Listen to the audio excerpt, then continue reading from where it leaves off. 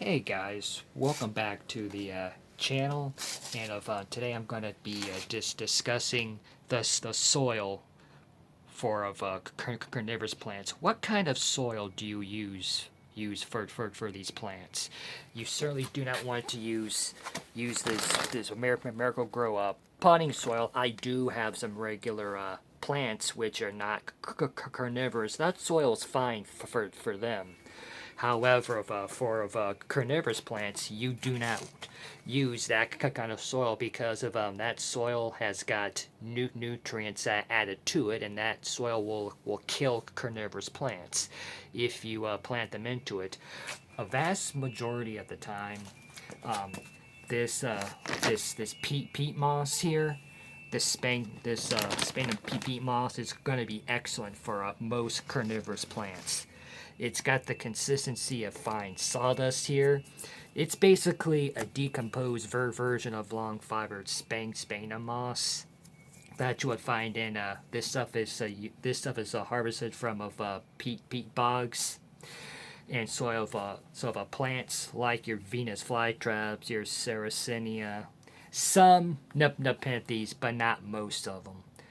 A couple of them in their hybrids will tolerate peat, but not too many of them. This is almost used as a universal of potting media for carnivorous plants. When you buy, let's say, like a Venus flytrap from the store, or if you buy a carnivorous plant like a sundew or sometimes a butterwort from like a nursery that specializes in carnivorous plants, you may find some of this. You may find the plant planted in some of this stuff here. But it also depends on the species too, because of peat moss does not fit of all carnivorous plants. Other times, the soil, the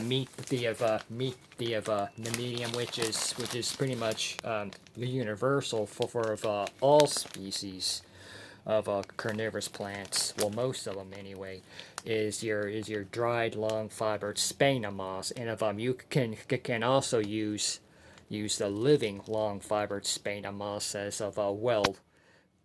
Both the peat and the long fiber Spain moss has got its advantages and disadvantages here. The advantages here is that if you can soak it and it gets wet really quick.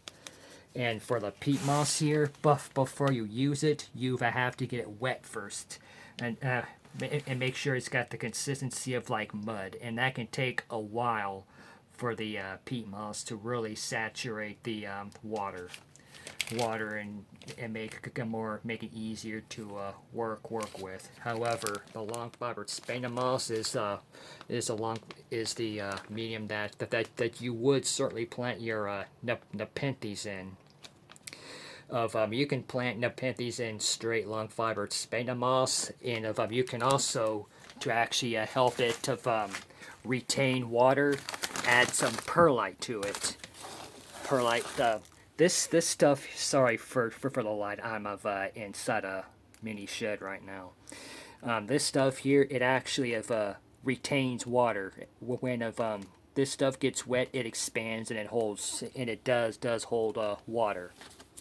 Now other ingredients that you can use for carnivorous plants, which I currently do not have, are stuff like orchid bark.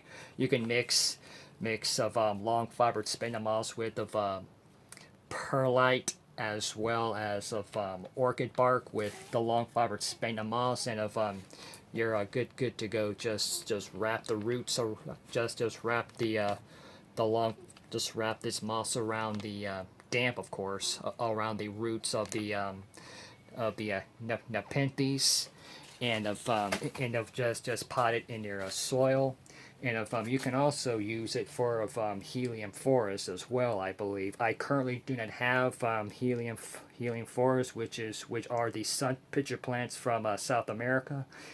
I would like to get some, but that's going to have to wait a long time. And I also do not have any pinguiculas, which are also called the bladder, not bladderworts, but the butterworts. And I'm going to have to wait a little while because I have plenty enough plants outside as it is. I got, as you can see, I got plenty enough plants as it is, and my family will kill me if I get any other plants. Combine this and with the plants I have any little growing tent outside, which you saw in my previous video with the mangroves. I have enough plants already, and I plan on making our carnivorous plant bog garden here pretty soon. I just have to get ingredients. I was going to use this fish gravel here. However, I found out the minerals in it were too high. I got finally managed to get a TDS meter, and I found out that the mineral content was too high to use for carnivorous plants. It was at 48, and that's too close, and that's too high. 2 points away from being 50, and that is not good for carnivorous plants.